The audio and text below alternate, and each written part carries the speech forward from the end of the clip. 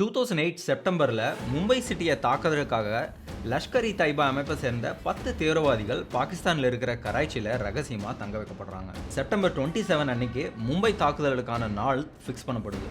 Also first 2006ல் இந்திய இளைஞர்களை வச்சு இந்த அட்டாக்கை பிளான் பண்ண ட்ரை பண்ணுறாங்க. பட் இவங்க AK-47 அண்ட் RDX இதெல்லாம் அவுரங்காபாத்தில் இந்தியன் போலீஸ் ரெக்கவர் பண்ணி இவங்க பிளான் ஸ்பாயில் ஆகுது. இதனால் இப்போ தாக்குதல் நடத்துறது சரியாக இருக்காது அப்படின்னு சொல்லி தாக்குதல் நடத்துறதுக்கான தேதியை லஷ்கர் அமைப்போட லீடர் ஹஃபீஸ் சயீத் போஸ்ட்போன் பண்ணுறாரு. இந்த தடவை இவங்க 24 26 பேர் பாகிஸ்தானில் ரெக்ரூட் பண்ணி மெரைன் வார்ஃபேரை பற்றி ஒரு கம்ப்ளீட் ட்ரைனிங் கொடுக்குறாங்க. இந்த ட்ரைனிங்கில் மொத்தம் 4 phase. First phase psychological training call Daura-e-Sufa. இது பாகிஸ்தான் முருத்கே சிட்டியில் LET அதாவது லஷ்கர்-இ-தைபா ஹெட் குவார்ட்டர்ஸில் நடக்குது. இந்த ட்ரைனிங் தொடர்ந்து 21 நாள் நடக்கும். இங்கே ட்ரைனிங் கொடுக்குற ட்ரெயினர்ஸை உஸ்தாத் அப்படின்னு சொல்கிறாங்க. ஃபர்ஸ்ட் ஃபேஸில் இருந்த உஸ்தாதோட நேம் ஃபஹதுல்லா. ட்ரைனிங் ஸ்டார்ட் பண்ணுறதுக்கு முன்னாடி எல்லாரையும் சுன்னி முஸ்லீமில் இருந்து அஹல்-இ-ஹதீஸ்க்கு கன்வெர்ட் பண்ணி அவங்களுக்கு ரிலீஜியஸ் ட்ரைனிங் கொடுக்குறாங்க. இந்த ஃபர்ஸ்ட் ஃபேஸில் செலக்ட் ஆகிறவங்களுக்கு உஸ்தாத் ஃபஹதுல்லா ஒரு லெட்டர் கொடுப்பாரு. அதில் பாய் வசூல் தௌரா-இ-அம்மா அப்படின்னு எழுதியிருக்கும் for second phase invitation. Second phase basic combat, இதை தௌரா-இ-அம்மா அப்படின்னு சொல்கிறாங்க. இதுவும் 21 நாள் ட்ரைனிங். இந்த ட்ரைனிங்க்கு முரித்கே LET ஹெட் குவார்ட்டர்ஸில் இருந்து 12 ஹவர்ஸ் பஸ்ஸில் மன்சேராங்கிற இடத்துக்கு கூட்டிகிட்டு போகிறாங்க. இங்கிருந்து அதுக்கப்புறம் பக்கத்தில் இருக்கிற ஒரு மவுண்டன் ரேஞ்சுக்கு கூட்டிகிட்டு போயிட்டு இவங்களுக்கு ஃபிசிக்கல் ட்ரைனிங் கொடுக்குறாங்க. இதில் சேட்டலைட் ஃபோன்ஸ் அண்ட் வெப்பன்ஸ் எப்படி அசம்பிள் பண்ணி யூஸ் பண்ணுறது அப்படின்னும், மேப் ரீடிங், கோட் ரீடிங்கையும், அதுக்கப்புறம் satellite phone usage, first eight எப்படி கொடுக்குறது அப்படிங்கிறதையும் பல விஷயங்களில் சொல்லிக் கொடுக்குறாங்க. அதுக்கப்புறம் third face advance combat training. இந்த தேர்ட் ஃபேஸோட பேர் ஒபெரோய் காஃபே. இதுக்காக பாகிஸ்தானோட மில்க் லேக் அப்படின்னு சொல்லப்படுற ஒகாரா டிஸ்ட்ரிக்டில் இருக்கிற லஷ்கர் ஆஃபீஸ்க்கு கூட்டிகிட்டு போய் அங்கிருந்து முசஃபராபாத் POK அதாவது பாகிஸ்தான் ஆக்கியபைடு காஷ்மீரில் இருக்கிற செஹல்பந்தி ஹில்ஸுக்கு அனுப்பி வைக்கப்படுறாங்க. சில கண்ட்ரிஸோட இன்டெல் படி இதில் advanced weapons and explosive training former members of Pakistan ஆர்மியை வச்சு சூப்பர்வைஸ் பண்ணி கொடுக்கப்பட்டிருக்கு அப்படின்னு சொல்கிறாங்க. இதில் AK ரைஃபிள்ஸ் யூஸ் பண்ணி குறிபாத்து கன் ஃபயர் பண்ணுறது எப்படி, கிட்டத்தட்ட 2.5 நாள் வரை ஃபுட் இல்லாமல் சர்வை பண்ணுற டெக்னிக்ஸ், ஹெவி லோடோட மலை ஏறுறது, இந்த எல்லா ட்ரைனிங்கும் 1.5 மாதம் இதில் கண்டினியூஸாக உங்களுக்கு கொடுக்குறாங்க. இங்கே அபு முவாவியா அண்ட் அபு ஹன்சல்லா அப்படின்னு 2 புது உஸ்தாத். ஃபைனலி ஃபோர்த் ஃபேஸ், இங்கே கமாண்டோ அண்ட் இன்டெலிஜென்ஸ் ட்ரைனிங். இதை தௌரா-இ-ரிபத் அப்படின்னு சொல்கிறாங்க. ஃபர்தராக ஃபில்டர் பண்ணி specialized commando tactics training, marine navigation training கொடுக்கப்பட்டு ஃபைனலாக ஃபிதாயின் அட்டாக் யூனிட்டை செலக்ட் பண்ணுறாங்க. அரபிக்கில் ஃபிதாயின் means those who sacrifice themselves. இந்த ஃபேஸில் செலக்ட் ஆனவங்க 12 பேர். ஆகஸ்ட் 2008 இவங்க ட்ரைனிங் முடியுது. இதில் 2 பேர் பாதிலேயே ஓடிடுறாங்க. ஃபைனலி 10 பேர் சக்ஸஸ்ஃபுல்லாக இந்த ட்ரைனிங்கை கம்ப்ளீட் பண்ணுறாங்க. இந்த ட்ரைனிங் எல்லாம் நடக்கிறப்ப லஷ்கரோட head Hafiz Saeed and supreme commander Zaki-ur-Rehman Lakhvi training நடக்கிற இடத்துக்கு போயிட்டு அப்பப்போ மானிட்டர் பண்ணிட்டு இருந்தாங்க.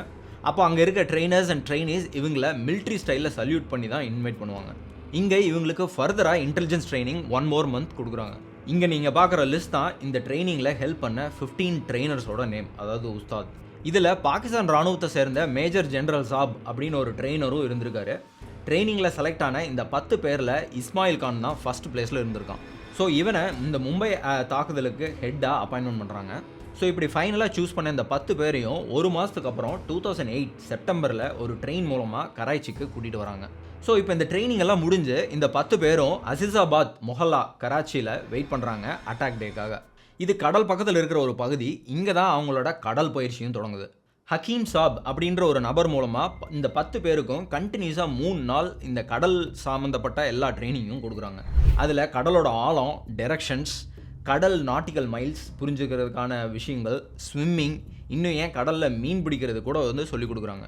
ஆல்சோ LETயோட கம்ப்யூட்டர் எக்ஸ்பர்ட் ஜரார் ஷா இவங்களுக்கு டிவியில் கூகுள் மேப் யூஸ் பண்ணி ஃபோட்டோஸ் இதெல்லாம் வச்சு கிளியராக எங்கெங்கே அட்டாக் பண்ணணும், எப்படி பண்ணணும் அப்படின்னு தெளிவாக இவங்களுக்கு எக்ஸ்பிளைன் பண்ணுறாரு. ஃபர்ஸ்ட் பிளான் 13 செப்டம்பர் 2008 அன்னைக்கு Zaki-ur-Rehman Lakhvi விசிட் பண்ணி 27 செப்டம்பர் ரோஸா, ஸோ ஃபிதாயின் அட்டாக் அன்னைக்கு தான் அப்படின்னு இவங்களுக்கு சொல்கிறாரு. இந்த டைமில் ராக்கு சில இன்ஃபர்மேஷனும் அட்வான்ஸாக கிடைக்குது. So Mumbai and Delhi red alert ஆகுது. ஸோ இதை தெரிஞ்சுக்கிட்ட டெரரிஸ்ட் குரூப் இந்த அட்டாக் பிளானை கேன்சல் பண்ணுறாங்க. கொஞ்ச நாள் போகுது. எகெயின் Zaki-ur-Rehman நவம்பர் 21 இவங்கள்ட்ட 26 நவம்பர் அட்டாக் பண்ண போகிறோம் அப்படின்னு சொல்கிறாரு. So next day November 22 morning இந்த 10 பேரும் கிளம்புறாங்க. இவங்களுக்கு கையில் கொஞ்சம் கேஷ், டாக்ஸி எடுக்கிறதுக்கு, அப்புறம் க்ளோத்ஸ், ஜிபிஎஸ், சேட்டலைட் ஃபோன்ஸ், சில ஃபேக் ஐடிஸ், இன்ஃப்ளேட்டபிள் போட்டு, ரப்பர் டிஞ்சி யூஸ் பண்ணுறது எப்படி அப்படிங்கிறத இந்த பல விஷயங்களை கொடுத்து அனுப்புகிறாங்க. இவங்களுக்கு ஸ்பெஷல் இன்ஸ்ட்ரக்ஷன் என்னென்னா, மும்பையில் இவங்க டார்கெட் ஏரியாவில் முஸ்லீம் ஹிந்துன்னு பார்க்காம கொல்ல சொல்லி, ஆல்சோ ஃபாரினர் இருந்தால் அவங்கள மெயினாக டார்கெட் பண்ண சொல்லி ஆர்டர். பட் ஹோட்டலில் முஸ்லிம்ஸ் இருந்தால் விட்டுற சொல்லி இன்ஸ்ட்ரக்ஷன். ஃபஸ்ட்டு ஒரு சின்ன போட்டில் ஏறி 1.5 மணி நேரம் ட்ராவல் பண்ணி அல் ஹுசைனி அப்படிங்கிற ஷிப்பில் 9 மணிக்கு சரியாக ஏறுறாங்க. கராச்சியிலிருந்து மும்பைக்கு போகிறக்கு அப்ராக்சிமேட்டாக 2.5 நாள் ஆகும். ஸோ இவங்க ட்ராவலை இங்கேருந்து ஆரம்பிக்கிறாங்க. நெக்ஸ்ட் டே, அதாவது 23 நவம்பர், இந்த ட்ராவலில் குபேர் அப்படின்ற இந்திய மீன்பிடி போட் ஒன்று அரேபியன் சீயில் ஹைஜாக் பண்ணுறாங்க. குபேர் போட்டில் ஏறி போட் கிளம்பின கொஞ்ச நேரத்துலேயே அதில் இருந்த நேவிகேட்டர் அமர் சிங் சொலாங்கியை தவிர மற்ற 4 க்ரூவையும் கொல்றாங்க. இது எல்லாம் பார்த்து பயந்து போன அமர் சிங் சொலாங்கி கிட்ட சீக்கிரமாக மும்பை கரையை நோக்கி போக சொல்லி ஆர்டர் போடுறாங்க. இதில் நோட் பண்ண வேண்டிய விஷயம் என்னென்னா, இந்த அமர் சிங் சொலாங்கி 6 மாதம் பாகிஸ்தான் ஜெயிலில் இருந்தவர். ஏன்னா இல்லீகலாக பாகிஸ்தானில் மீன் பிடிச்சதுக்காக. ஸோ இந்த பர்டிகுலர் மெரைன் ஏரியாவில் இருந்து தான் இதுக்கு முன்னாடி 1993 மும்பை அட்டாக்கு யூஸ் பண்ண ஆர்டிஎக்ஸும் பிடிச்சிருக்காங்க.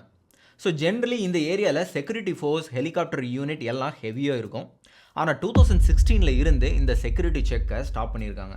இன்ஃபேக்ட் யூஎஸ் இன்டெலிஜென்ஸ் யூனிட் இந்த ஏரியாவில் டேப் பண்ண சில விஷயங்களை வச்சு இங்கே ஏதோ நடக்க போகுது அப்படின்னு சொல்லி நம்ம இந்தியன் ரா யூனிட்டுக்கு அல் ஹுசைனி ஷிப்போட கோஆர்டினேட்ஸும் கொடுத்துருக்காங்க.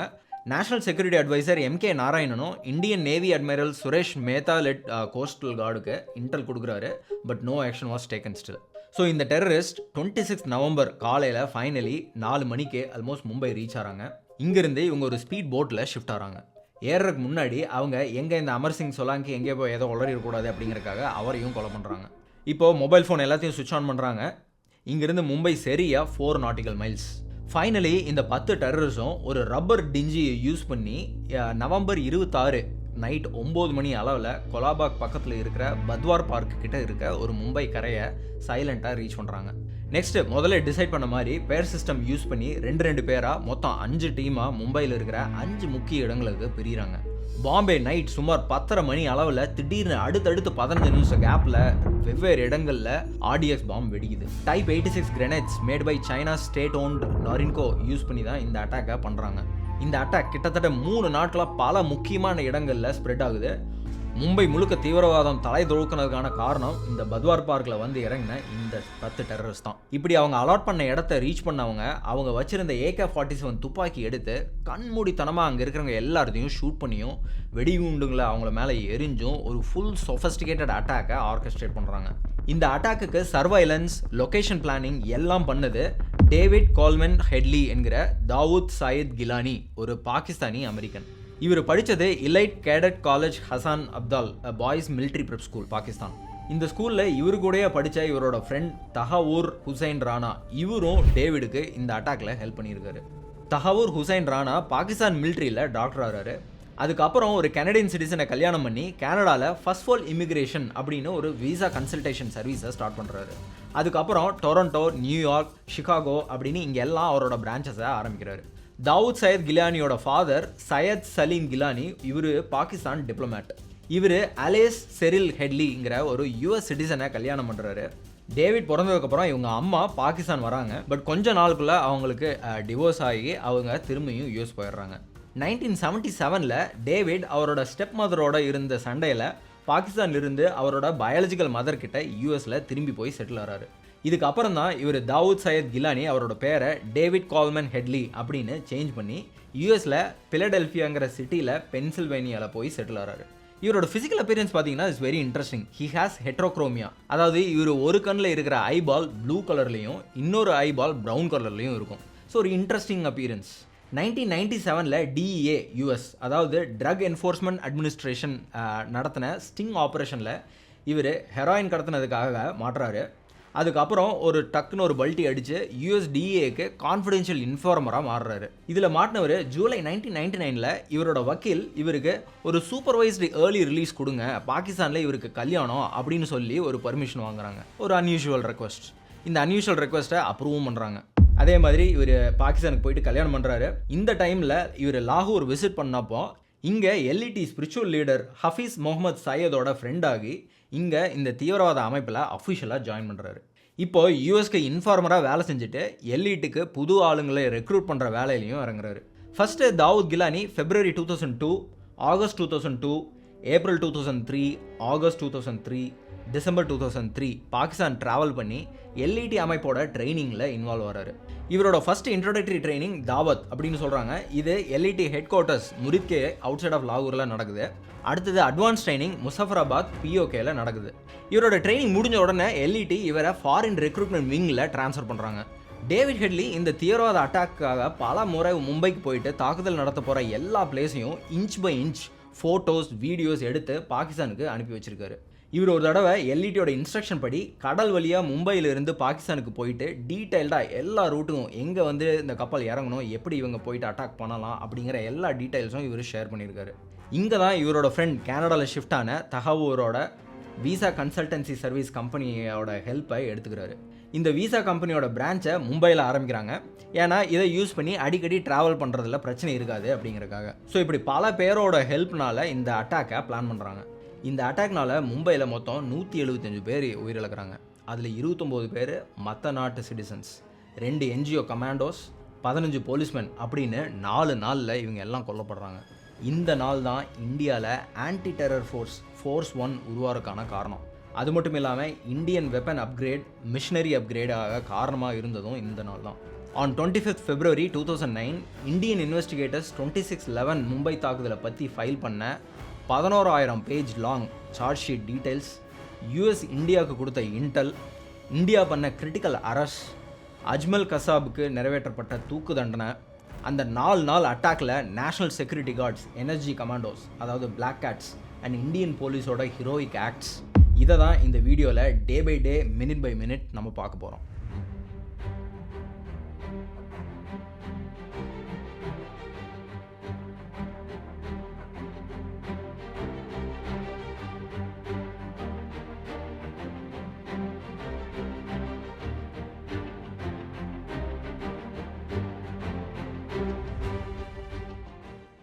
இந்த 10 தீவிரவாதிகளும் குறிப்பாக கொலாபாக்கு பக்கத்தில் இருக்கிற பத்வார் பார்க் கிட்ட இறங்குறதுல இருக்க சில முக்கியமான காரணங்களும் இருக்குது.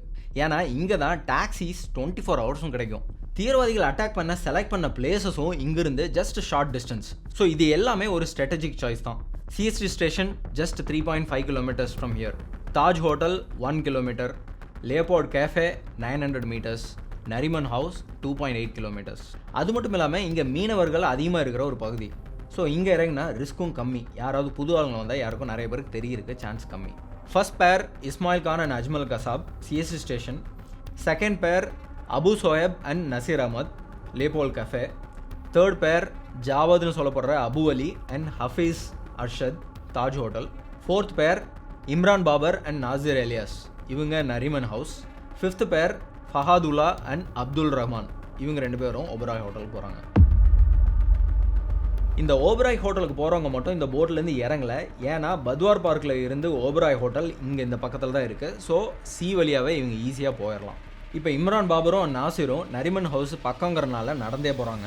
ஷோயப் அண்ட் நாசிர் அஹமத் டாக்ஸி எடுத்துகிட்டு லியோபோல்ட் கஃபேக்கு போகிறாங்க. ஜாவத் அண்ட் ஹஃபீஸ் அர்ஷத் டாக்ஸி எடுத்துகிட்டு தாஜ் கிளம்புறாங்க. லாஸ்ட்டாக இஸ்மாயில் கான் அண்ட் கசாப் டாக்ஸி எடுத்துகிட்டு சிஎஸ்டி ஸ்டேஷனுக்கு ஸ்டார்ட் ஆகிறாங்க. இஸ்மாயில் கான் அண்ட் கசாப் 2 பேரும் பத்வார் பார்க்கில் இருந்த சிஎஸ்டி ரயில்வே ஸ்டேஷனுக்கு டாக்ஸியில் வர்றப்ப ஆர்டிஎக்ஸ் பாம்பை டிரைவர் சீட்டுக்கு அடியில் 9 வோல்ட் பேட்டரி யூஸ் பண்ணி 1.5 ஹவர்ஸில் வெடிக்கிற மாதிரி செட் பண்ணுறாங்க. இவங்களை சிஎஸ்டி ஸ்டேஷனில் ட்ராப் பண்ணிவிட்டு டாக்ஸி அடுத்த பேசஞ்சரை ஏற்றிட்டு விலே பார்லி அப்படின்ற இடத்துல போகிறப்போ சரியாக 10:45 மணிக்கு பிளாஸ்ட் ஆகி பேசஞ்சர் அண்ட் டிரைவர் 2 பேரும் ஸ்பாட்லேயே இருக்கிறாங்க. November 26 நைட்டு கிட்டத்தட்ட 9:50 மணி அளவில் சிஎஸ்டி ஸ்டேஷனுக்கு உள்ளே போன இஸ்மாயில் அண்ட் கசாப் 2 பேரும் டாய்லெட்டுக்குள்ளே போயிட்டு அவங்க கொண்டு வந்த கன்னை செட் பண்ணுறாங்க. அங்கேருந்து வெளியே வந்தவங்க பிளாட்ஃபார்மில் உட்காந்துருந்த பேசஞ்சர்ஸ் எல்லாத்தையும் மறைச்சி வச்சுருந்த AK-47 ரைஃபிளை எடுத்து கண்மூடித்தனமாக சுட ஆரம்பிக்கிறாங்க. வயசானவங்க குழந்தைகள்னு எல்லாரும் தெரிச்சு பயத்தில் ஓட ஆரம்பிக்கிறாங்க.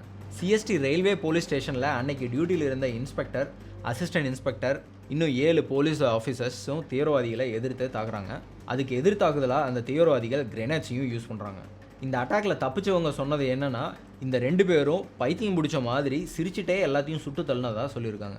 இந்த நேரத்தில் ரயில்வே அனௌன்சர் விஷ்ணு தத்தாராம் ஜெண்டே இந்த தீவிரவாதத்தை பற்றி ஸ்டேஷனில் கொடுத்த அனௌன்ஸ்மெண்ட் ஸ்டேஷனோட மற்ற பகுதியில் இருந்த பேசஞ்சர்ஸ் அவங்கள இந்த இடத்துலேருந்து தப்பிக்க உதவியாக இருந்துச்சு. நிலைமை கைமீறி போனனால இந்த டெரரிசம் பற்றி ரயில்வே அசிஸ்டன்ட் இன்ஸ்பெக்டர் அவரோட வாக்கி டாக்கி மூலமாக ரயில்வே கமிஷனருக்கு இன்ஃபர்மேஷன் கொடுக்குறாரு. நெக்ஸ்ட் ஸ்டெப்பாக ரயில்வே போலீஸ் ஹெல்ப்லைனுக்கு கால் பண்ணி எக்ஸ்ட்ரா ஃபோர்ஸை அனுப்ப சொல்லி கேட்குறாங்க. அந்த நேரத்தில் ஸ்டேஷனில் இருந்த நேஷனல் நியூஸ் பேப்பரில் ஒர்க் பண்ண 2 professional photographers terrorist Ismail and கசாபை அவங்களுக்கு தெரியாமல் சாமர்த்தியமாக ஃபோட்டோவும் எடுக்கிறாங்க. இதுதான் கோர்ட்டில் இவங்களுக்கு எதிரான மிகப்பெரிய எவிடன்ஸாகவும் இருந்துச்சு. எக்ஸ்ட்ரா ஃபோர்ஸ் ஸ்டேஷனுக்கு வர்றதுக்குள்ளே இந்த 2 டெரரிஸ்ட்டும் அங்கே எல்லாத்தையும் கொன்று காயப்படுத்திட்டு பிளாட்ஃபார்ம் 1ல் இருந்த ஃபுட் பிரிட்ஜ் வழியாக சிஎஸ்சி ஸ்டேஷனை விட்டு வெளியே எஸ்கேப் ஆகிறாங்க. இந்த அட்டாக் கிட்டத்தட்ட 1.5 மணி நேரம் நடத்துகிறாங்க. 10:45 மணிக்கு இவங்க கன்னில் 6 மேகசைன்ஸை முடிச்சு தள்ளுறாங்க. இப்போ இந்த ரயில்வே ஸ்டேஷன்லேருந்து வெளியே வந்த இந்த 2 டெரரிஸ்ட் அடுத்து போன இடம் women and children specialized Cama hospital.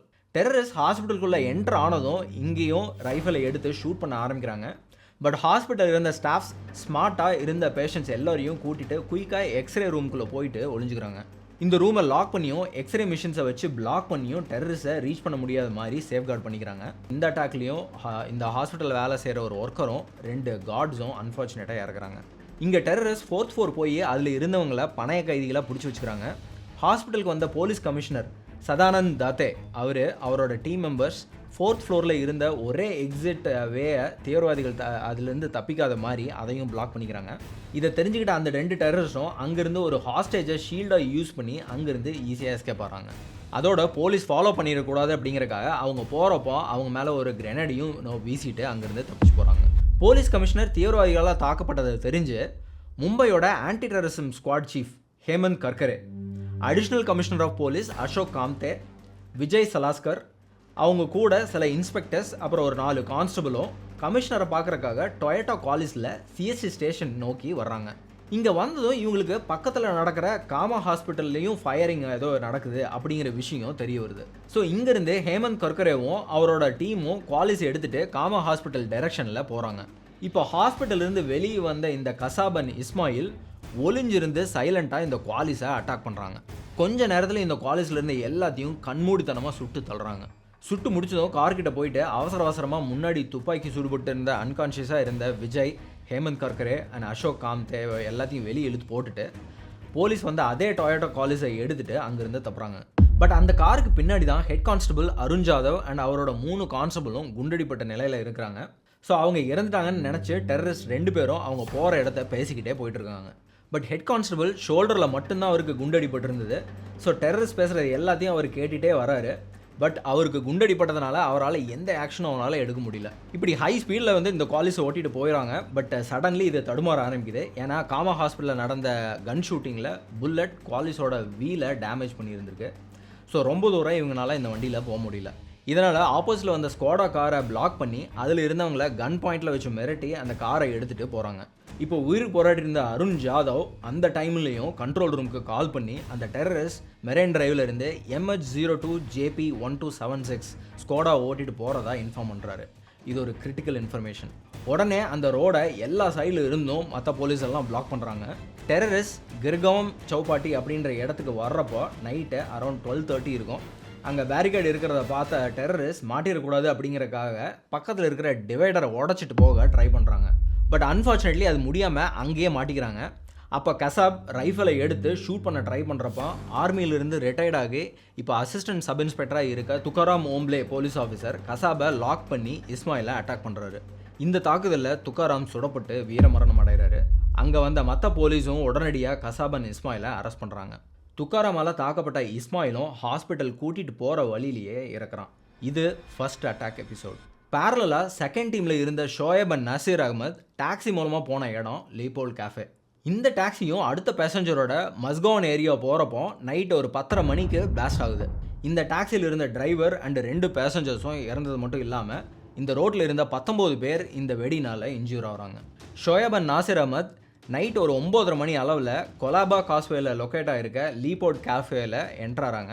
இந்த பிளேஸ் எப்போவுமே local and especially foreign tourist people எக்கச்சக்கமாக கஸ்டமர்ஸ் குவிஞ்சு இருக்கிற ஒரு பிளேஸ். ஷோயப் அண்ட் நாசர் கெஃபேக்குள்ளே போனதும் சர மாதிரியே கண்மூடித்தனமாக எல்லாத்தையும் சொல்கிறாங்க. இந்த கெஃபேயில் 2.5 நிமிஷத்துக்கு தாக்குதல் கண்டினியூஸாக நடக்குது. இதில் 11 பேர் இறக்குறாங்க. அதில் 2 ஃபாரின் நேஷனல்ஸ் அண்ட் அங்கே இருந்த 28 பேர் பலமாக காயமடைகிறாங்க. கெஃபேக்குள்ளே அட்டாக் பண்ண டெரரிஸ்ட் கெஃபேவோட சைடு கேட் வழியாக எக்ஸிட் ஆனப்போ ஒரு சின்ன ஸ்ட்ரீட்டுக்குள்ளே என்ட்ராகிறாங்க. இதுக்கப்புறம் இவங்க தாஜ் போகிறது தான் பிளான். இந்த டைரக்ஷனில் இவங்க பாம்பும் பிளான் பண்ணிகிட்டே போகிறாங்க. பட் இவங்க பிளான் பண்ண பாம்ஸை மும்பை பாம் டிஃப்யூசிங் ஸ்குவாட் எலிமினேட்டும் பண்ணியிருக்காங்க இமீடியட்டாக வந்து.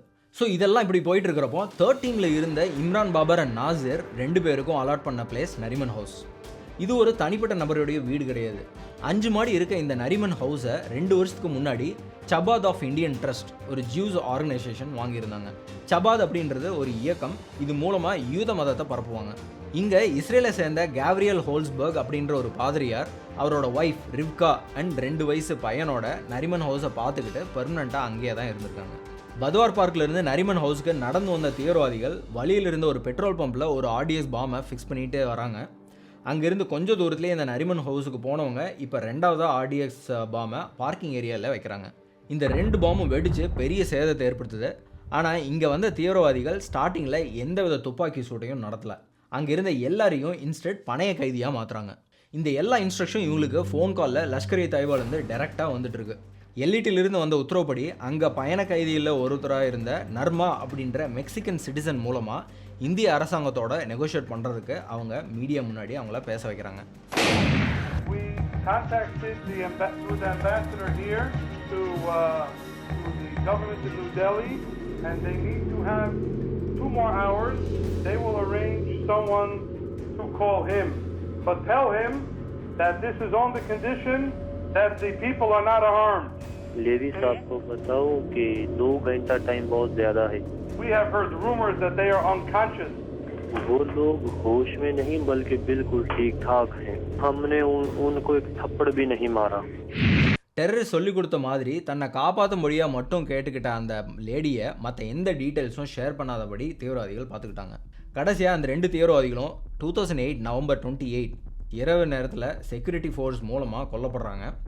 ஆனால் அதுக்குள்ளே அவங்க அங்கே இருந்த 18 பேரை கொல்றாங்க. அதில் 10 பேர் வெளிநாட்டை சேர்ந்தவங்க, 7 பேர் காயத்தோடையும் அங்கேருந்து உயிர் தப்புறாங்க. அடுத்ததாக 4th team attack, Taj Mahal palace hotel. Night 9:40க்கு ஜாவத் அண்ட் ஹாஃபிஸ் தாஜ் ஹோட்டலில் இருந்து 50 மீட்டர் டிஸ்டன்ஸில் ஒரு ஆர்டிஎஸ் பாம்பை ஃபிக்ஸ் பண்ணுறாங்க. அதுக்கப்புறம் 2 தீவிரவாதிகளும் கெஸ்ட்டோட கெஸ்ட்டாக ஹோட்டலுக்குள்ளே என்ட்ராகிறாங்க. லாபியோட சென்டரில் வந்து அடுத்த நிமிஷமே அவங்க மறைச்சி வச்சிருந்த AK-47 அசால்ட் ரைஃபிள்ஸை எடுத்து ஃபயர் பண்ண ஆரம்பிக்கிறாங்க. அந்த நேரத்தில் Gautam Adani and Mumbai port CEO Mohammed Sharaf அதே தாஜ் ஹோட்டலில் தான் டின்னர் சாப்பிட்டு இருக்காங்க. Indian MPs NN Krishnadas of Kerala and Ghulam Noon Taj ரெஸ்டாரண்ட்டில் இருந்திருக்காங்க அதே டைமில். எஸ்பெஷலி கௌதம் அதானி கரெக்டாக பில் பே பண்ணிவிட்டு லாபி நோக்கி போயிட்டு இருந்திருக்காரு. லக்கிலி இவருக்கு இன்னொரு மீட்டிங்காக அங்கேருந்து ஒரு சின்ன ஒரு கால்ஃபர் வந்திருக்கு. அவர் திரும்ப அங்கே அந்த கான்ஃபரன்ஸ் ரூம்குள்ளே போயிருக்காரு. இந்த டைமில் ஜாவத் அண்ட் ஹஃபிஸ் ஃபயர் பண்ணிவிட்டு லாபியில் என்ட்ராயிருக்காங்க. ஸோ நல்ல வேலையாக இதை தெரிஞ்சுக்கிட்டவங்க அதானியை இங்கேருந்து ஒரு ஹோட்டல் கிச்சன் வழியாக பேஸ்மெண்ட்டுக்கு கூட்டிகிட்டு போயிட்டு அங்கேருந்து அவரை ரெஸ்க்யூ பண்ணியிருக்காங்க. அங்கே வந்து போலீஸ் டீம், ஃபயர் ஃபைட்டர்ஸ் இவங்க எல்லாம் அன்றைக்கி நைட்டே ஆல்மோஸ்ட் ஒரு 200 பேரை ஜன்னல் வழியாக காப்பாற்றிருக்காங்க. தாஜ் ஹோட்டலில் அட்டாக் பண்ணுறதுக்கான ஒரு முக்கிய காரணமே அங்கே இருக்கிற ஏதோ ஒரு பிக் ஷாட்டை பிடிச்சி இந்தியன் கவர்மெண்ட் கிட்ட பேச்சுவார்த்தை நடத்துகிறது தான் இவங்களோட ஐடியா. ஸோ இதை பண்ணுறக்காக இவங்களுக்கு வந்துட்டு அந்த இடத்துல ஒரு கம்யூனிகேட் பண்ணுறதுக்கு அவங்களுக்கு ஒரு ரூம் தேவைப்படுது. 6th ஃப்ளோர் உள்பக்கமாக பூட்டி இருந்த ஒரு ரூம் கதவை உடச்சி 2 தீவிரவாதிகளும் உள்ளே போகிறாங்க. அந்த ரூமோட நம்பர் 520. இப்போ LET கூட ஆல்மோஸ்ட் 30 மினிட்ஸ் ஃபோன் காலில் இருக்காங்க. அடுத்து என்ன பண்ணுறது அப்படிங்கிற பிளானை டிஸ்கஸ் பண்ணிகிட்டே இருக்காங்க. அதே நேரத்தில் இன்னொரு பக்கம் தாஜ் ஹோட்டலில் இருந்து ஸ்விம்மிங் பூல் ஏரியாவில் மறுபடியும் மக்களோட அலறல் சத்தம் கேட்குது. துப்பாக்கி வெடிக்கிற சத்தமும் கேட்க ஆரம்பிக்குது. இது லேப்போர்டு காஃபேயில் அட்டாக் பண்ண ஷோயப் அண்ட் நாசர் அந்த வழியாக என்ட்ரானது தான். ஸோ இவங்களும் இப்போ தாஜ் ஹோட்டலுக்குள்ளே கண்ணுக்கு தெரிகிற எல்லாரையும் ஃபயர் பண்ணிக்கிட்டே உள்ளே என்ட்ராறாங்க. இவங்களும் இப்போ 520 ரூமை நோக்கி உள்ளே வந்துட்டுருக்காங்க. இவங்க 4 பேரும் என்ன செய்யணும் அப்படின்றத சேட்டலைட் ஃபோன்ஸ் அண்ட் வாய்ப், அதாவது voice over internet protocol service மூலமாக பாகிஸ்தானில் இருந்து LET இவங்களுக்கு இன்ஃபர்மேஷன் கொடுத்துட்ருக்காங்க. जो जहाँ पे आपको मूवमेंट नजर आती है, बंदा के छत पे चल रहा है, कोई आ रहा है जा रहा है, उसको फायर ठोको. उसे नहीं पता यहाँ पे क्या हो रहा है. इंशाल्लाह. அது மட்டும் இல்லாமல் இவங்க வாய்ப் சர்வீஸ் யூஸ் பண்ணதுனால பாகிஸ்தானில் இருந்தவங்களோட எக்ஸாக்ட் லொக்கேஷனையும் ட்ரேஸ் பண்ண முடியாமல் போயிருக்கு. ஸோ இந்த டிஃபிகல்ட்டிலாம் இருக்கிறது போதாதுன்னு போலீஸோட அடுத்தடுத்த மூவ்மெண்ட்ஸ், அவங்களோட பிளாக் டோனோட ஆப்ரேஷன் பிளான் அப்படின்னு வெளியில் நடக்கிற எல்லா விஷயங்களையும் டிவி சேனல்ஸில் தாஜ் அட்டாக்கை லைவாக டெலிகாஸ்ட் பண்ண ஆரம்பிக்கிறாங்க.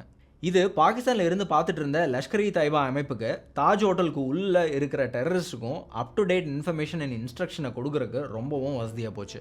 இன்ஃபேக்ட் மீடியா கமாண்டோஸ் எங்கே இருக்காங்க, எங்கே லேண்ட் ஆகிறாங்க, எதனால் அவங்க வந்து வர்றதுக்கு லேட் ஆகுது, எல்லாத்தையும் டெலிகாஸ்ட் பண்ணிகிட்டு இருக்காங்க. That was a big blunder. So hopefully Indian மீடியாஸ்க்கு இது ஒரு பெரிய லேர்னிங்.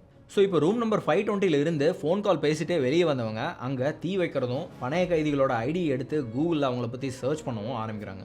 ஸோ இது மூலமாக அவங்க ஒரு முக்கியமான நபர் அப்படின்னு தெரிய வந்துச்சுன்னா அவங்கள வச்சு இந்திய அரசாங்கத்தோட நெகோஷியேட் பண்ணலாம் அப்படின்னு நினச்சாங்க. நவம்பர் 27 ஏர்லி மார்னிங் 6:30க்கு நேஷனல் செக்யூரிட்டி கார்டில் இருந்து 200 கமாண்டோ டெல்லியில் இருந்த மும்பை தாஜ் ஹோட்டல் அண்ட் மற்ற டெரரிஸ்ட் அட்டாக் நடந்த எல்லா இடத்துக்கும் டிப்ளாய் பண்ணப்படுறாங்க. தாஜ் ஹோட்டலில் இருக்க மக்களை காப்பாற்றுறதுக்கு எனர்ஜி கமாண்டோஸ் பிளாக் டோர்னடோ அப்படிங்கிற ஒரு ஆப்ரேஷனை ஸ்டார்ட் பண்ணுறாங்க. இதை தெரிஞ்சுக்கிட்ட தீவிரவாதிகள் மறுபடியும் ஹோட்டலுக்குள்ளே கன் ஃபயரை ஸ்டார்ட் பண்ணுறாங்க. பட் அதை பொருட்படுத்தாமல் கமாண்டோஸ் ஹோட்டலுக்குள்ளே இறங்கி தீவிரவாதிகளோட போராடி ஒவ்வொரு ஃப்ளோராக கெஸ்ட்டை வெளியேற்ற ஆரம்பிக்கிறாங்க. ஈவினிங் 4:30 போல் ஹோட்டலோட 4th ஃப்ளோரில் டெரரிஸ்ட் தீ வைக்கிறாங்க. இது மீட்பு பணியை இன்னும் டிஃபிகல்ட் ஆகுது. செக்யூரிட்டி ஃபோர்ஸ் அண்ட் டெரரிஸ்ட் நடுவில் நடந்த தொடர் துப்பாக்கி சண்டையில் பல உயிர்கள் அன்னைக்கு பலியாக்கப்படுது. அண்ட் ஹோட்டலை அதிக அளவில் டேமேஜ் ஆகிற வகையில் 5th ஃப்ளோரில் சென்ட்ரல் டூமுக்கு அடியில் செகண்ட் RDX பாமை ஃபிக்ஸ் பண்ணுறாங்க.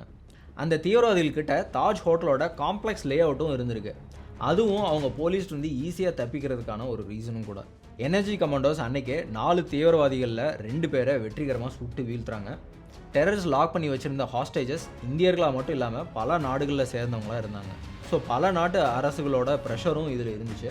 அடுத்ததாக நவம்பர் 29 காலையில் மிச்சம் இருந்த இன்னும் 2 தீவிரவாதிகளையும் எனர்ஜி கமாண்டோ சுட்டு வீழ்த்துறாங்க. Sandeep Unnikrishnan of NSG commando Sunil யாதவுக்கு காலில் குண்டடிப்படுது. அப்போ அவர் ரெஸ்கியூ பண்ணுறப்போ அவர் சுடப்பட்டு பரிதாபமாக உயிரிழக்கிறாரு. இவரோட கடைசி வார்த்தை don't come up, I'll handle them. So சந்தீப்போட பிரேவரி உண்மையாலுமே ஒரு எடுத்துக்காட்டு. Salute to Sandeep. இந்த 4 நாட்டில் நடந்த தொடர் போராட்டத்தில் மொத்தம் 36 பேர் இறந்துருக்காங்க. இதில் 9 பேர் வெளிநாட்டை சேர்ந்தவங்க, 30 பேர் காயத்தோட உயிர் தப்புறாங்க. Last 5th team Sadullah and Abdul Rahman Badhwar பார்க்கில் இறங்காமல் ஒபராய் ஹோட்டலுக்கு போயிட்டு அங்கே அவங்களோட அட்டாக்கை ஸ்டார்ட் பண்ணுறாங்க. நவம்பர் 26 நைட் 10 மணிக்கு ஹோட்டல் லாபிக்குள்ளே என்ட்ரு ஆனவங்க அவங்களோட தாக்குதலை ஆரம்பிக்கிறாங்க. அங்கேருந்து எல்லா கெஸ்ட்டும் சேஃபாக அவங்களோட ரூமுக்கு போயும் இன்னும் சில பேர் ஹோட்டல்லேருந்து secured பிளேசஸான service area, basements, accessible கம்மியாக இருக்கிற பில்டிங்களோட சில பார்ட்ஸுக்கு போயிட்டு அவங்கள ஹைட் பண்ணிக்கிறாங்க. இருந்தும் தீவிரவாதிகள் அவங்களுக்கு கண்ணுக்கு தெரிகிற எல்லாரையும் காட்டு மிரண்டித்தனமாக ஷூட் பண்ணுறாங்க. இங்கேயும் தீவிரவாதிகளோட தாக்குதல் 2 நாளுக்கு அப்புறம் 2008 நவம்பர் 28 மார்னிங் 2 தீவிரவாதிகளும் சுட்டு கொல்லப்படுறாங்க. இந்த 2 நாள் தாக்குதலில் ஒபராய் ஹோட்டலில் மொத்தம் 35 அப்பாவி மக்கள் உயிரிழக்கிறாங்க. ஸோ இந்த 5 குரூப்பும் பல மீடியா ஹவுஸுக்கு இமெயிலும் அனுப்புகிறாங்க இந்த அட்டாக் பண்ணிட்டு இருக்கிறப்பவே, ஜஸ்ட்டு அவங்கள திசை திருப்பறதுக்காக. அதாவது இது ஒரு இந்தியன் குரூப்போட அட்டாக், காஷ்மீருக்காக அட்டாக் பண்ணுறோம் அப்படின்னும், அதுவும் இல்லாமல் சில ஹாஸ்டேஜஸோட ஃபோனை யூஸ் பண்ணி சில மீடியா ஹவுஸ்க்கு கால் பண்ணி இது ஹாஸ்டேஜ் சிச்சுவேஷன் அப்படின்னு சொல்லி கன்ஃபியூஸ் பண்ணுறாங்க. ஸோ ஓவரால் ஒரே சமயத்தில் 5 இடத்துல பயங்கரமாக மட்டும் இல்லை, சிஸ்டமேட்டிக் அண்ட் ஒரு பிளான்ட் அட்டாக். இதில் நோட் பண்ண வேண்டியது என்னென்னா, மகாராஷ்டிரா கவர்மெண்ட் 3 மணி நேரத்துக்கு அப்புறம் தான் சென்ட்ரல் கவர்மெண்ட்டை ஹெல்ப் கேட்குறாங்க ஃபார் எனர்ஜி கமாண்டோஸ், அதாவது பிளாக் கேட்ஸ். அப்புறம் மகாராஷ்டிராவோட மரீன் கமாண்டோஸ்க்கும் இன்ஃபார்ம் பண்ணுறாங்க. இங்கேயும் சேலஞ்ச் என்னென்னா 360 கமாண்டோஸ் ரெடியாகிறாங்க. ஆனால் இவங்கள மானசர் ஹரியானாவில் இருந்து மும்பைக்கு கூட்டிகிட்டு வர ஏர்க்ராஃப்ட் ரெடியாக இல்லை. ஃபைனலி லூஷின் 276 டிரான்ஸ்போர்ட் ஏர்க்ராஃப்ட், ஒரு இந்தியன் ஏர்ஃபோர்ஸ் ஏர்க்ராஃப்டை பாலம் டெல்லி ஏர்போர்ட்டில் இருந்து 120 எனர்ஜி கமாண்டோஸை ஏற்றிட்டு மும்பை ஏர்போர்ட்டுக்கு ரீச் ஆகிறாங்க. நவ் மும்பை ஏர்போர்ட்லேருந்து திருப்பியும் அடுத்தது அவங்க ஸ்பாட்டுக்கு ரீச் ஆகிறதுக்கு இன்னொரு 7 மணி நேரம் ஆகுது. ஸோ ஆல்மோஸ்ட் ஃபஸ்ட்டு அட்டாக்கு அப்புறம் 10 மணி நேரம் ஆல்மோஸ்ட் ஆயிடுது இவங்க எனர்ஜி கமாண்டோஸை ஆக்சுவலி அந்த பிளேஸில் டிப்ளாய் பண்ணுறதுக்கு. ஸோ இங்கே ஒரு சிஸ்டமேட்டிக் கோஆர்டினேஷன் மிஸ்ஸிங்னு சொல்லலாம். ஸோ மொத்தம் மும்பைக்கு வந்த 10 தீவிரவாதிகளில் அஜ்மல் கசாப் மட்டும் உயிரோட பிடிபடுறான். ஸோ டோட்டலாக எனர்ஜி கமாண்டோஸ் 250 பேரை ஒபராயில் இருந்து, 300 பேரை தாஜில் அண்ட் 60 மக்களை நரிமன் ஹவுஸில் இருந்து ரெஸ்கியூ பண்ணுறாங்க. ஸோ ஃபைனலி இப்போ கசாப் போலீஸ் கஸ்டடியில் வரான். கசாப் போலீஸ்கிட்ட கொடுத்த வாக்குமூலம் தான் இந்த தீவிரவாதிகள் பின்னாடி யாரெல்லாம் இருக்காங்க அப்படிங்கிற உண்மை வெளிவரதுக்கு ரீசனாக இருந்துச்சு. இன்னொன்று 2008 நவம்பர் 27 குபேர் படகுல கண்டுபிடிக்கப்பட்ட நேவிகேட்டர் அமர்சந்த் என்கிற அமர் சிங்கோட டெட் பாடி. அதுக்கு லெஃப்ட் சைடில் மரப்பலைகளுக்கு அடியில் மறைச்சி வச்சுருந்த satellite phone, GPS and terrorist violence சைட்டில் இருந்து கண்டுபிடிச்ச 4 ஜிபிஎஸ் டிவைசஸும் ஃபொரன்சிக் எக்ஸாமினேஷனுக்காக United States Federal Bureau of இன்வெஸ்டிகேஷனுக்கு அனுப்பி வைக்கிறாங்க. அதிலிருந்து கிடைச்ச ரிப்போர்ட் மூலமாக ஜிபிஎஸ் டிவைசஸில் ஸ்டோர் பண்ணியிருந்த இன்டர்மீடியேட்டரி வே பாயிண்ட்ஸில் ஃபஸ்ட்டு பாயிண்டில் கல்ஃப் ஆஃப் கராச்சியில் ஸ்டார்ட் ஆகி லாஸ்ட் வே பாயிண்ட் மும்பையில் முடிஞ்சிருக்கு. இதுவும் ஒரு கீ எவிடன்ஸ். அதே மாதிரி அவங்க ரிட்டர்ன் போகிறதுக்கான வே பாயிண்ட்டும் மும்பையிலிருந்து கராச்சி வர செட் பண்ணியிருந்திருக்காங்க. அது மட்டும் இல்லாமல் குபேரில் இருந்து ரெக்கவர் பண்ண தீவிரவாதிகளோட பிளாங்கெட்ஸ், ஷால், அவங்களோட sweat, saliva and bodily secretion stains இது எல்லாம் மற்ற துணிகளில் இருந்த டிஎன்ஏ ப்ரொஃபைலிங்காக அனுப்பி வைக்கப்பட்டுச்சு. அந்த சாம்பிள்ஸில் இருந்த டிஎன்ஏ உயிரோடு இருக்கிற கசாபோட டிஎன்ஏ கூடயும் மற்ற 9 பேரோட டிஎன்ஏ கூடயும் பர்ஃபெக்டாக மேட்ச் ஆயிருக்கு. மூணாவதாக இருக்கிற எவிடன்ஸ் தான் தாக்குதல் நடத்தப்பட்ட இந்த தீவிரவாதிகள் பாகிஸ்தானில் இருக்க லஷ்கர்-இ-தாய்பா அமைப்போட பேசின ஃபோன் கான்வர்சேஷனோட transcripts. Trial court Mohammed Ajmal Kasab மேலே கொலைக்கு சதி செய்தல், இந்தியாவுக்கு எதிரான போர் தொடுத்தது அப்படின்னு பல குற்றச்சாட்டுகள் அடிப்படையில் 2010 கசாப்க்கு மரண தண்டனை விதிக்கிறாங்க. 2012 நவம்பர் 21 பூனேல இருக்கிற ஏர்வேதா சென்ட்ரல் ஜெயிலில் கசாபோட தூக்கு தண்டனை ஆப்ரேஷன் எக்ஸ் அப்படின்னு சொல்லி நிறைவேற்றப்படுது. லஷ்கர்-இ-தாய்பா அமைப்பை சேர்ந்த மெம்பர்ஸில் சீனியர் லீடர்ஸான ஜக்கி-ur-Rehman Lakhvi மும்பை தாக்குதலுக்கு இந்தியாவும் அமெரிக்காவும் திட்டமிட்டதாக ஒரு அக்யூசேஷன் வச்சார். இந்த பொய்யான குற்றச்சாட்டுக்காக பாகிஸ்தானில் 2008 அரெஸ்ட் பண்ணப்பட்ட லாக்வி 2015 ஜாமீனில் வெளியே வராரு. அதுக்கப்புறம் 2021 வேறு சில பயங்கரவாதத்துக்காக நிதி உதவி பண்ணதுக்காக 5 இயர்ஸ் சிறை தண்டனை கொடுக்கப்படுது. அடுத்ததாக லஷ்கரோட ஃபவுண்டர் ஹஃபீஸ் சையத் இவரும் மும்பை தாக்குதலில் ஈடுபட்டிருக்காரு அப்படின்னு அமெரிக்காவும் இந்தியாவும் இவர் மேலே அக்யூசேஷன் வச்சாங்க. ஆனால் இவருக்கு எதிராக ஸ்ட்ராங்காக எவிடன்ஸ் இல்லாதனால இவரை ஈஸியாக அரெஸ்ட் பண்ண முடியல. பட் அதுக்கப்புறம் 2022 பயங்கரவாதத்துக்கு நிதியுதவி செஞ்சதுக்காக 31 இயர்ஸ் பாகிஸ்தானில் சிறை தண்டனை இவருக்கு விதிக்கப்படுது. ஆனால் இன்றைக்கு வர இந்தியா மும்பை தாக்குதலுக்கான விசாரணைக்காக ஹஃபீஸ் சையதை பாகிஸ்தானில் இருந்து நாடு கடத்துறதுக்காக முறைப்படி பாகிஸ்தான் கிட்ட கேட்டிருக்காங்க. பட் அதுக்கான எந்த பதிலும் பாகிஸ்தானில் சைட்லேருந்து இன்னும் வரலும் இல்லை. இந்த அமைப்போட இன்னொரு முக்கியமான நபராக இருக்க மும்பை அட்டாக்கான பிளானிங் அண்ட் டெரரிஸ்ட் ட்ரைனிங் கொடுத்ததுக்காக சஜித் மேருக்கு 15 இயர்ஸ் சிறை தண்டனை கொடுத்துருக்காங்க. அதுக்கப்புறம் இந்த அட்டாக்கு லொக்கேஷன் ஸ்கவுட் பண்ணி ஹெல்ப் பண்ண டேவிட் கோல்மன் ஹெட்லிக்கு 35 இயர்ஸ் லைஃப் சென்டென்ஸ் கொடுக்கப்பட்டுச்சு. இந்த தண்டனையை கொடுத்த நீதிபதி லீனன் வெபர். இதுதான் அவர் கொடுத்த ஸ்டேட்மெண்ட். இவரோட ஃப்ரெண்டான தகவூர் ராணா 2008 மும்பை அட்டாக்ஸ் பிளாட் பண்ணதில் இருந்து ஃப்ரீ பண்ணாங்க. But was held guilty and 2 other charges. இவருக்கு 17 ஜான்வரி 2013 14 வருஷம் தண்டனை கொடுத்தாங்க. மே 2023 அமெரிக்கா இவரை இந்தியாவுக்கு ஹேண்ட் ஓவர் பண்ணுறதுக்கு அப்ரூவலும் கொடுத்துருக்காங்க. ஸோ இந்தியா இன்னும் இதில் இன்வால்வ் ஆன யாரையும் விடுறதா இல்லை. ஸோ ஓவரால் இது ஒரு wake up call for Indian police and government. இந்த தீவிரவாதத்துக்கு அப்புறம் coastal surveillance network, radars, AIS cameras and 46 important லொக்கேஷனில் சென்சர்ஸ் எல்லாம் டெவலப் பண்ணி இதை டிப்ளாயும் பண்ணியிருக்காங்க. நேவி அண்ட் கோஸ்டல் கார்டோட ரெகுலர் செக்யூரிட்டியும் பலப்படுத்தியிருக்காங்க. But as whole in retrospect இந்தியாவில் இதுக்கு அப்புறமும் தீவிரவாதம் இன்னும் சில இடத்துல நடந்துட்டு தான் இருக்குது. இதுக்கு அப்புறமும் மும்பையில் 2011 3 தொடர் குண்டுவெடிப்புகள் நடந்திருக்கு.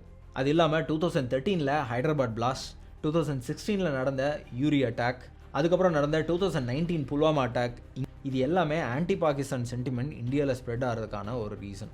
இப்படி ஒவ்வொரு தாக்குதலுக்கு அப்புறமும் பல சேஃப்டி ப்ரிகாஷன்ஸ் எடுக்கப்பட்டாலும் இது மாதிரி டெரரிக் ஆக்ட்ஸ் நடந்துட்டு தான் இருக்குது.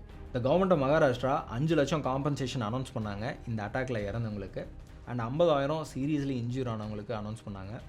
August 2009 Indian hotels company and Oberoi குரூப்புக்கு general insurance corporation of India 28 million, அதாவது 234 crore as a part payment insurance claims கொடுத்துருக்காங்க தாஜ் அண்ட் ட்ரைடனில் நடந்த அட்டாக்காக. இந்த போராட்டத்தில் மொத்தம் 2 என்ஜிஓ கமாண்டோஸ், 15 போலீஸ்மேன், இன்னும் இந்த நாட்டுக்காக பல பேர் இதில் உயிர்தாங்கம் பண்ணவங்க ஒவ்வொருத்தவங்களுக்கும் இந்த வீடியோ ஒரு சமர்ப்பணம். ஸோ ஒன்று மட்டும் என்னால் கான்ஃபிடண்ட்டாக சொல்ல முடியும், நம்ம இந்தியா ஒரு புது இந்தியா. இது மாதிரி அட்டாக்கை பார்த்துட்டு சும்மா இருக்கிற இந்தியா இல்லை. அண்ட் ஐம் கான்ஃபிடென்ட் நம்ம கண்ட்ரி இது மாதிரி டெரரிஸ்ட் ஆக்டிவிட்டிக்கு ஃபிட்டிங் ரிப்ளை கொடுக்குறதுக்கு it's fully ready now. Video இன்ஃபர்மேட்டிவாக இருந்தால் இங்கே கிளிக் பண்ணி யூஎஸில் நடந்த 9/11 அட்டாக்கை பற்றி சொல்லியிருக்கேன் பாருங்கள். வேறு டாபிக் அண்ட் சஜஷன் இருந்தால் கமெண்ட்டில் சொல்லுங்கள். ஜெய் ஹிந்த்.